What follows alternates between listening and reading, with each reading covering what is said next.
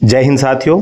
अगर आपने भी देश की सेवा करने और एसएसबी में सब इंस्पेक्टर स्टाफ नर्स बनने का सपना देखा है तो आज का वीडियो सिर्फ और सिर्फ आपके लिए है, क्योंकि एसएसबी ऐसा स्टाफ नर्स एग्जाम क्लियर करना सिर्फ हार्ड वर्क का नहीं बल्कि स्मार्ट वर्क का खेल है। आज की इस वीडियो में हम डिटेल में कवर करेंगे एग्जाम पैटर्न क्या है, फुल सिलेबस में क्या क्या पढ़ना है और पासिंग मार्क्स कितना चाहिए। वीडियो को एंड तक जरूर देखना, क्योंकि लास्ट में मैं आपको एक ऐसी प्रो टिप दूंगा जो आपको मेरिट लिस्ट में जगह पक्की कर सकती है। तो बिना किसी देरी के चलिए शुरू करते हैं। चैनल पे पहली बार विजिट कर रहे हैं सब्सक्राइब जरूर कर लेना। दोस्तों सबसे पहले बात करते हैं एग्जाम पैटर्न की। जब तक पिच समझ नहीं आएगी तब तक छक्का कैसे मारोगे। आपका रिटर्न एग्जाम सीबीटी यानी कंप्यूटर बेस्ड टेस्ट मोड में होता है। ये टोटल 150 मार्क्स का एग्जाम होता है, जिसमें आपसे 150 मल्टीपल चॉइस क्वेश्चन पूछे जाएंगे। इस पेपर को सोल्व करने के लिए आपको मिलेंगे पूरे 3 घंटे यानी कि 180 मिनट्स। ध्यान दीजिए, ये पेपर 2 पार्ट्स में डिवाइडेड होता है। इसमें पार्ट 1 होगा नॉन टेक्निकल, ये 50 मार्क्स का होगा, जिसमें आपके 50 क्वेश्चन आएंगे। पार्ट 2 जो होगा वो आपका नर्सिंग जो आपका है उसका आएगा। नर्सिंग के जो क्वेश्चन होंगे ये 100 मार्क्स के होंगे, जिसमें सिर्फ आपके कोर सब्जेक्ट यानी कि नर्सिंग से 100 क्वेश्चन पूछे जाएंगे। यानी आपकी डिग्री और डिप्लोमा की जो पढ़ाई है यहाँ सबसे ज़्यादा काम आने वाली है। अब आते हैं उस सवाल पर जो सबसे ज़्यादा पूछा जाता है कि सर सिलेबस में क्या क्या पढ़ना है।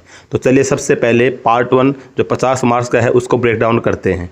तो उसमें पहले आपका उसमें जो आपका पार्ट 1 है उसमें 4 पार्ट आएंगे, जिसमें पहला आपका होगा जनरल नॉलेज यानी कि जीके का, जिसमें आपको current affairs, Indian history, geography, polity और सपोर्ट्स से रिलेटेड क्वेश्चन आएंगे। तो आपको जीके की तैयारी करनी है। इसके अलावा फिर मैथमेटिक्स, इसमें आपका बेसिक 10th लेवल का मैथ आएगा, जैसे profit and loss, percentage, time and work, average और नंबर सिस्टम।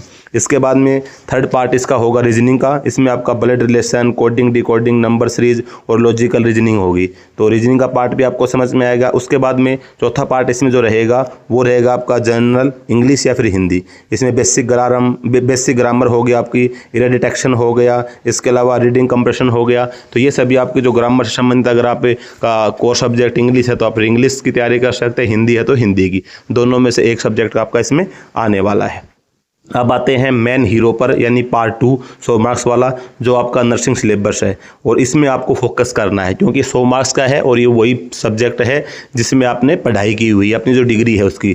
तो इसके अंदर आपका आ जाएगा anatomy and psychology, medical surgical nursing, paediatric nursing, इसके अलावा कम्युनिटी हेल्थ नर्सिंग, इसके अलावा midwifery and gynaecological nursing, pharmacology and first aid पर। ये पर आपका जो सब्जेक्ट होंगे, जो आपका जो नर्सिंग से संबंधित, ये आपके जो 100 मार्क्स का क्वेश्चन होगा उसमें ये आने वाले हैं। क्योंकि पार्ट 2 अकेला 100 नंबर कवर कर रहा है। आपकी जो सबसे ज़्यादा एनर्जी यानी लगनी चाहिए इसी में लगनी चाहिए।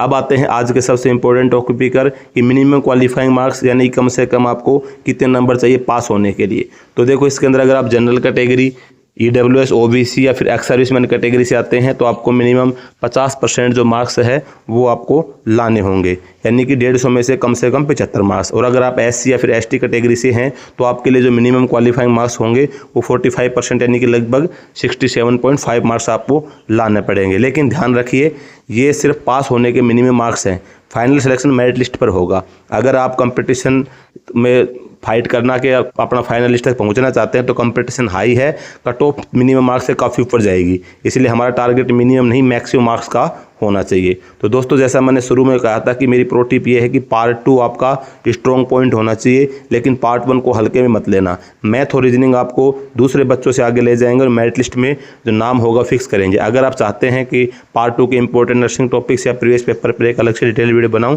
तो कमेंट में यस लिख कर जरूर बताएं। अगर ये वीडियो आपको हेल्पफुल लगी हो तो इसके लाइक करें, अपने दोस्तों के साथ शेयर करें और चैनल को सब्सक्राइब करके बेल आइकन जरूर दें ताकि कोई भी जो अपडेट आपसे मिस ना हो। मिलते हैं नेक्स्ट वीडियो में, तब तक keep studying, keep signing and जय हिंद, वंदे मातरम।